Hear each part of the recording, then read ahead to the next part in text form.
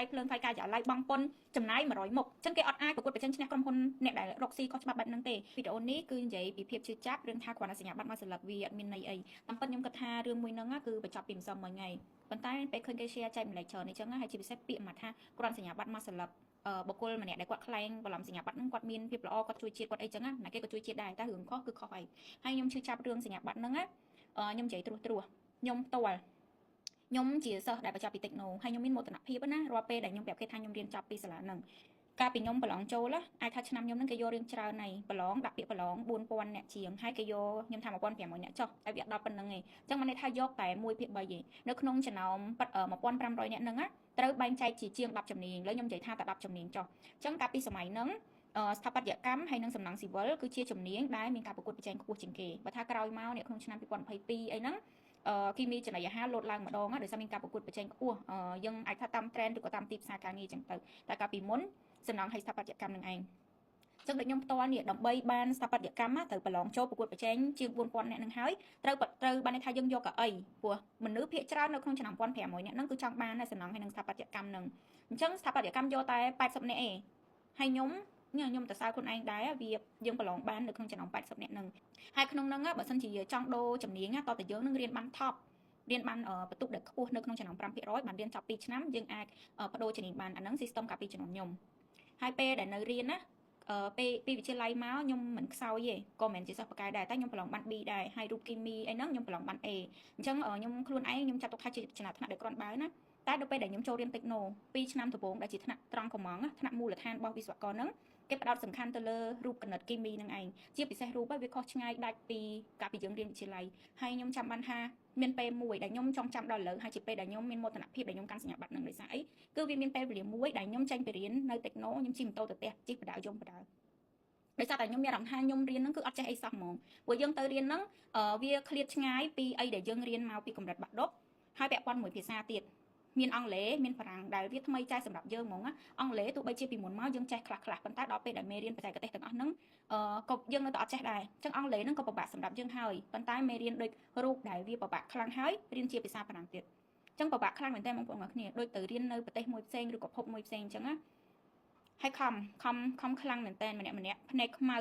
មានអ្នករៀនចប់ឯណាដូចមុខខ្ញុំលើខ្ញុំចាត់ទុកថារៀងក្មេងជាងកាលពី5ឆ្នាំមុនទៀតអានឹងមិននិយាយពីសម្រស់ដោយសារអីវាឆ្លុះបញ្ចាំងពីការខំប្រឹងភាពនឿយហត់របស់យើងកាលពីពេលនៅរៀនហើយនេះខ្ញុំនិយាយតែពីឆ្នាំទី1ទី2ដែលជាឆ្នាំមូលដ្ឋានដែលគ្រប់គ្នាសិតតែ experience សិតតែឆ្លងកាត់អានឹងទាំងអស់គ្នាឲ្យតែអ្នករៀននៅ Techno ដល់ឆ្នាំទី3ទី4ទី5អានឹងបានយើងរៀនជំនាញអញ្ចឹងអានឹងហើយគឺជាដំណាក់កាលដើម្បីបានសញ្ញាបត្រកម្រិតវិស្វករយកមកកាន់ពេលខ្លះយើងឃើញថាបញ្ញាបត្រសំណង់ស៊ីវិលបញ្ញាបត្រស្ថាបត្យកម្មតែរៀនចប់ពី Techno គឺកម្រិតវិស្វករសំណង់ស៊ីវិលវិស្វករស្ថាបត្យកម្មគឺជាកម្រិតវិទ្យាភាសាអង់គ្លេសគឺគេចែកគ្នាដាច់ហ្មងពាក់ព័ន្ធមួយ Bachelor Degree ហើយនិង Engineer Degree អញ្ចឹងអាហ្នឹងគឺជាទស្សនវិជ្ជាដែលខ្ញុំគ្រាន់រៀបរាប់ត្រួសទេអ្វីដែលខ្ញុំឆ្លងកាត់ដើម្បីទទួលបានសញ្ញាបត្រដែលគេនិយាយថាអត់មានន័យហ្នឹងយកមកកាន់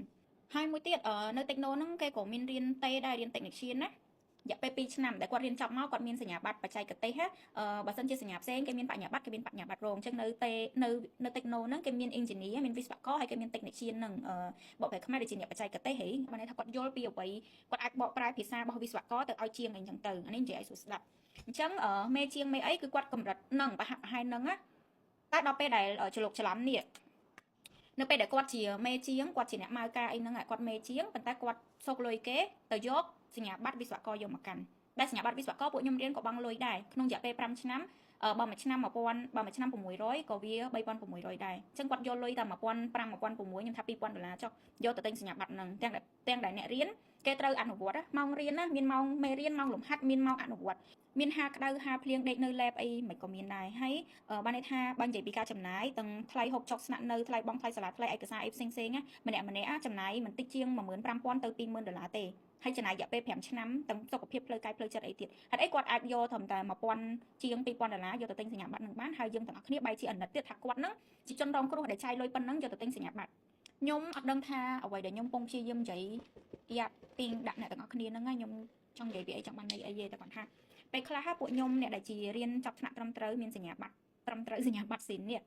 ដូចខ្ញុំចឹងឬក៏និយាយទាំងអស់គ្នាខ្ញុំគិតថាទាំងអស់គ្នាអ្នកដែលរៀនមកមានវិជ្ជាជីវៈអត់ទាន់គ្រប់5ឆ្នាំអត់ទាំងហ៊ានម៉ៅការខ្លួនឯងទេដោយសារអីអត់ទាន់ទទួលបានវិស្វករអាជីពអញ្ចឹងយើងដឹងពីវិជ្ជាជីវៈធម្មតាច្បាប់គេចែងមកថាតើតើយើងមានបទពិសោធន៍5ឆ្នាំអញ្ចឹងយើងក៏អត់ហ៊ានល្មើសច្បាប់ហើយយើងក៏ដឹងដូចគ្នាថា អាហ្នឹងយើងមានបទពិសោធន៍ហ្នឹងវាអត់ទាន់គ្រប់គ្រាន់អីចឹងទៅអញ្ចឹងទោះបីរាល់ថ្ងៃនេះខ្ញុំតួសិក្សាប្លង់ប៉ុន្តែខ្ញុំមានសិស្សច្បងមានដៃគូដែលគាត់មានបទពិសោធន៍លើសពី5ឆ្នាំគាត់ជាវិស្វករអាជីពអីហើយហ្នឹងត្រួតពិនិត្យគុណគូអីមើលពីលើបន្ថែមបឋមត្រាបឋមអីចឹងទៅតោះតែគាត់ហ្នឹងចូលរួមទទួលខុសត្រូវខ្ញុំខ្លួនឯងរៀនចប់ត្រឹមតែ2 3ឆ្នាំអត់ទាន់អាចធ្វើអាហ្នឹងបានទេហើយដល់ពេលក្នុងករណីនេះគាត់មិនមែនត្រឹមតែ fake សញ្ញាបត្រវិស្វករទេគាត់ទៅ fake អារឿងសញ្ញាបត្ររឿងចុះបញ្ជីនៅគណៈនៅអីចឹងទៀតអញ្ចឹងវាកាន់តែធ្ងន់ធ្ងរទៅដែលបានន័យថាអញ្ចឹងវិជ្ជាជីវៈដែលទាំងអស់គ្នាមកប្រទេសរៀននេះវាមានន័យមិនខ្មិចវាលែងមានន័យអីហើយខ្ញុំវាអត់ដឹងថានិយាយថាមិនមែនថាសួរគាត់អាចសាងសង់បានអត់ផែគាត់អាចសាងសង់បានហើយតែសួរវាត្រូវច្បាប់អត់វាអត់ត្រូវសួរថាវា fair សម្រាប់អ្នកដែលគេខំប្រឹងមានវិជ្ជាជីវៈពិតប្រាកដអ្នកដែលគេត្រូវច្បាប់ត្រូវអីអត់វាអត់ត្រូវទេបងប្អូនទាំងអស់គ្នាដែលកាន់ជើងគាត់ក៏ខ្ញុំអត់ដឹងថានិយាយថាមិនដែរព្រោះអ្នកដែលរៀនគេត្រូវគោរពតាមច្បាប់ណា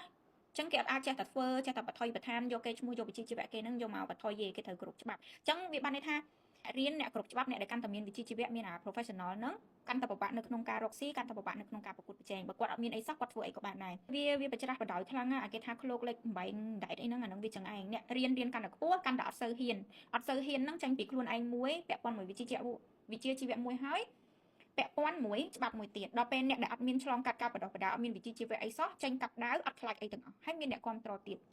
ខ្ញុំអត់យល់ខ្លាំងចឹងខ្ញុំមិនដឹងថាម៉េចគេបើបងប្អូនគ្រប់គ្រងអារឿងខុសអីទាំងអស់ហ្នឹងនាំគ្នាដើរថយក្រោយទាំងអស់គ្នាទៅវាអត់មានទៅណាទេវាមានតែចឹងបាច់ខ្វល់ទេណាគេអ្នកខ្លះឃានហើយត្រូវបខំចិត្តទៅធ្វើការងារខុសច្បាប់ឬក៏អីហ្នឹងដោយសារចឹងឯងដោយសារអីការងារត្រឹមត្រូវប្រកួតប្រជែងមួយអ្នកខុសច្បាប់អត់បានទេក្រុមហ៊ុនគេត្រឹមត្រូវណាទៅប្រកួតប្រជែងជាមួយអ្នកទាំងអស់ហ្នឹងអត់អស់លុយរៀនអត់មានវិជ្ជាជីវៈអត់ចាំបាច់បង់ពន្ធយកសិស្សមក intern free បោកគេឲ្យធ្វើការ free ខ្លួនឯងកាប់លុយទៅមុខដល់ពេលក្រុមហ៊ុនគេត្រឹមត្រូវគេត្រូវបង់ថ្លៃទឹកថ្លៃភ្លើងថ្លៃការិយាល័យបង់ពន្ធចំណាយ100មុខចឹងគេអត់អាចប្រកួតប្រជែងឈ្នះក្រុមហ៊ុនអ្នកដែលរកស៊ីខុសច្បាប់បែបហ្នឹងទេចឹងហើយតើអ្នកដែលរៀនចប់នេះឲ្យគ្នាទៅរកការងារនៅក្រុមហ៊ុនត្រឹមត្រូវណាធ្វើបានបើគេរកស៊ីតែអញ្ចឹងហ្នឹងមានតែបោកបានឈរជើងបានមានតែកេងប្រវាញ់គេបានអាចឈរជើងបានចឹងសង្គមមួយវាតើទាំងអស់គ្នាមានអ្នកខូចមួយដែលកេងប្រវាញ់គេចឹងមើលអ្នកដែលរកស៊ីត្រឹមត្រូវមានអ្នកគេដេញបានកាន់100គម្រោងអីអញ្ចឹងហើយដោយសារពេលកាន់វាមានទំនួលខុសត្រូវវាមានអីចឹងហើយធុងដែលវាមានទឹកគូអត់សូវលឺទេអត់លឺដូចអាធុងតទេដល់ពេលលឺខ្លាំងទៅប្រមូលបានខ្លាំង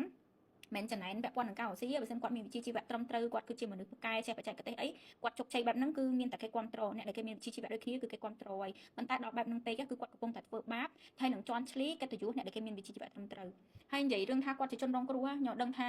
រងគ្រោះហ្នឹងនៃបែបមិនថារងគ្រោះឯងគេទៅរៀនគេប្រឡងគេបង់លុយនិយាយទៅគេចំណាយទាំងអស់ទាំងគួរក្បាលទាំងអីបើគេបានសញ្ញាបត្រហើយគាត់ចំណាយតែលុយដើម្បីទៅទារសញ្ញាបត្រខ្ញុំនិយាយមែនតែគាត់អត់ដឹងអីសោះហ្មងមែនវាថាអញ្ចឹងគាត់រៀនចប់ថ្នាក់បឋមអត់ដឹងអីខុសអត់ដឹងអីត្រូវហើយដល់ពេលអញ្ចឹងវាជារឿងមួយទៀតដែលយើងត្រូវពិចារណាខ្លាំងមែនទែនទៅលើចំណេះដឹងរបស់គាត់ទោះបី